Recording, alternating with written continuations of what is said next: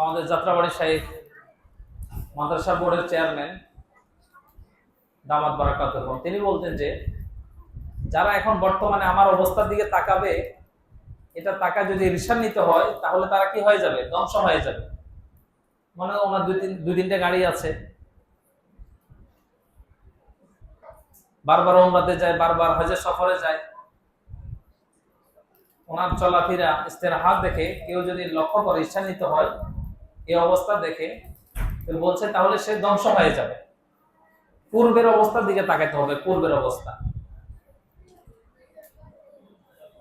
পূর্বে প্রতিষ্ঠানের জন্য, দ্বীনের জন্য, ইলমের জন্য কি পরিমাণ কষ্ট করছে। মাওলানা মুফতি সাইদ আহমদ পালনপুরি রহমতুল্লাহ আলী,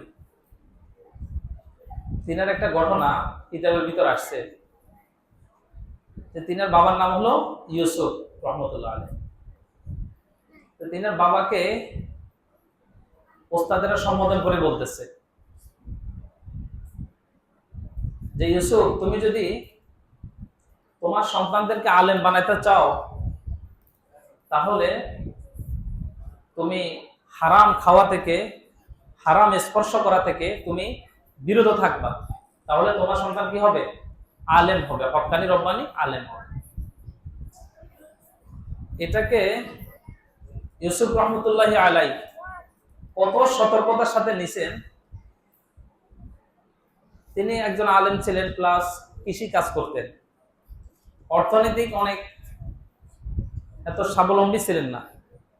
একজন কৃষক হিসাবে সাধারণভাবে অর্থনৈতিক তার ছিল, কিন্তু তিনার পূর্বপুরুষেরা বিভিন্নভাবে লেনদেন করতেন। এখন যেরকম লেনদেন করে না, ব্যাংক থেকে সুদের টাকা নিয়ে বিল্ডিং উঠাচ্ছে, কার জন্য? নিজের জন্য, সন্তানের জন্য।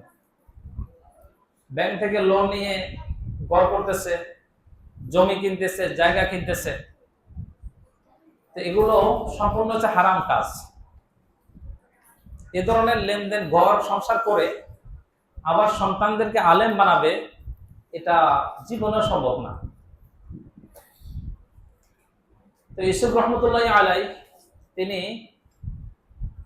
তার পূর্বপুরুষ বাবাকে বললেন যে হারাম কাজে যেটা লেনদেন হবে এটা কোনো অবস্থায় আমি এর সাথে সম্পর্ক রাখবো না, যুক্ত থাকবো না।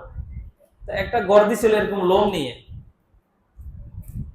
একটা ঘর দিছিল, তিনি সে ঘরে থাকেন নাই, বাবা পরে পৃথক করে দিয়েছিলেন। এরপর থেকে সাইদ আহমদ পালনপুরি রহমতুল্লাহ আলাইহির বাবা নিজে নিজে চলাপথ নিজে চলতেছিলেন, কৃষি কাজ করতে সামান্য কিছু ইনকাম হতো, এগুলো সন্তানদের পিছনে খরচ করতেন। তিনি স্বপ্নে দেখতেন দারুল উলুম দেওবন্দের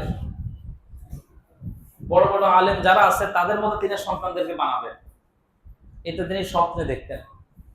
এবং কোনদিন যাতে করে হারাম খাওয়া তো দূরের কথা, হারাম যাতে হাতের সাথেও না লাগে, এভাবে তিনি সতর্কতার সাথে থাকতেন। তো সন্তানদের পিছনে সেভাবে মুজাহাদাও করছেন। এত দুর্বল হওয়া সত্ত্বেও সন্তানদেরকে অনেক দূর পাঠিয়ে দিয়েছেন প্রতিষ্ঠানে পড়ার জন্য, দারুল উলুম দেওবন্দ, এভাবে পড়াশোনা করতেছে। তাহলে দেখা, একজন বাবা তার সন্তানকে মানুষ করার জন্য এক নম্বর শর্ত হলো কি হারাম থেকে বাঁচতে হবে।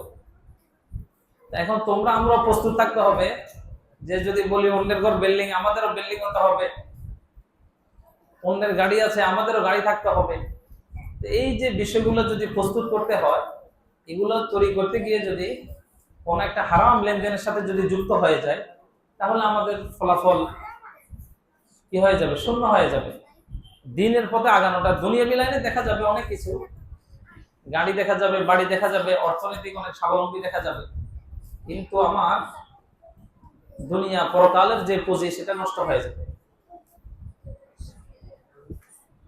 আল্লাহু আকবার।